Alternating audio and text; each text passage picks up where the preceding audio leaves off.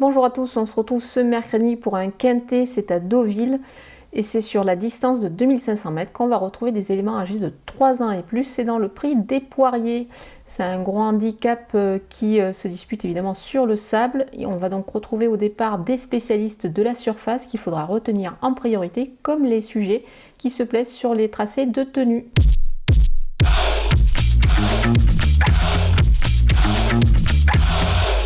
On attaque avec mes bases. Dans cette épreuve, il y a le numéro 14, By My Side, qui se plaît particulièrement sur la piste en sable, et notamment celle de Deauville. Elle trouve des conditions très intéressantes. Elle a hérité du numéro 11 dans les stalles de départ, ce n'est pas un problème, même si on devrait la retrouver dans le groupe de tête. Elle devrait pouvoir avoir son mot à dire, d'autant qu'elle est associée à Maxime Guyon, qui la connaît parfaitement. On enchaîne avec le 15, Saint-Nicolas. Il se plaît également sur cette surface du sable. Je pense que dans ce lot, il devrait pouvoir se distinguer. Il revient en forme et surtout son poids redevient de plus en plus intéressant.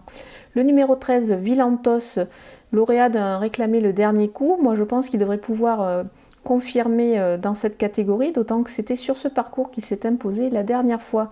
Il est aussi associé à l'homme en grande forme en ce moment, c'est Michael Barzalona qui enchaîne les quadruplés, les quintuplés, donc je pense que dans cette épreuve, il devait pouvoir amener ce cheval à l'arrivée. Du côté des opposants, on se penche sur la candidature du numéro 12, Santazu, qui a longtemps été écartée des pistes, mais dans l'ensemble, c'est quand même une jument qui est très régulière. Moi, je pense qu'elle devrait pouvoir avoir son mot à dire dans ce lot, c'est une très très belle possibilité. Le numéro 8, Sam, il s'imposait tout simplement l'an passé à pareille époque, mais dans une deuxième épreuve.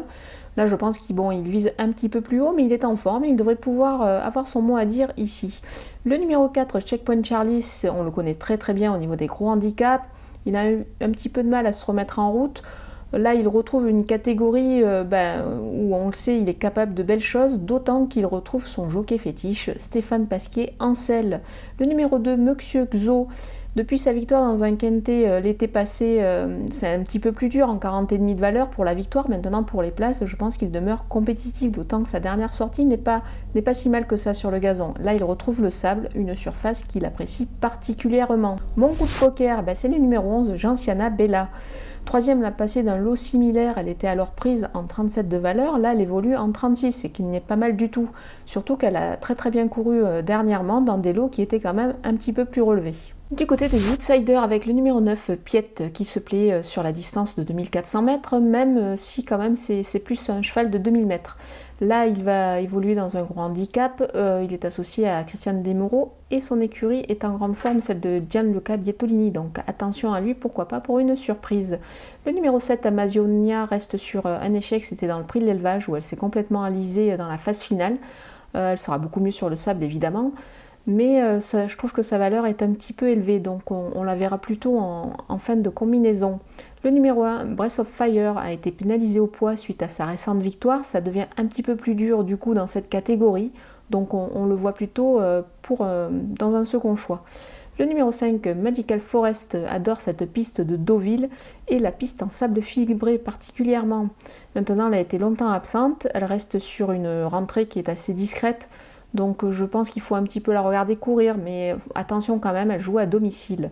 Le numéro 6, Plein Beau, il se paie sur cette distance et sa valeur demeure assez correcte. Maintenant, on peut lui préférer d'autres éléments quand même avant le coup. Le numéro 10, Ali Henry, on le connaît bien à 10 ans, il a fait une très très belle carrière dans les gros handicaps. Alors c'est vrai qu'il se retrouve souvent à cette période de l'année qui est l'hiver, mais je pense que ça s'annonce un petit peu compliqué, il reste sur des contre-performances.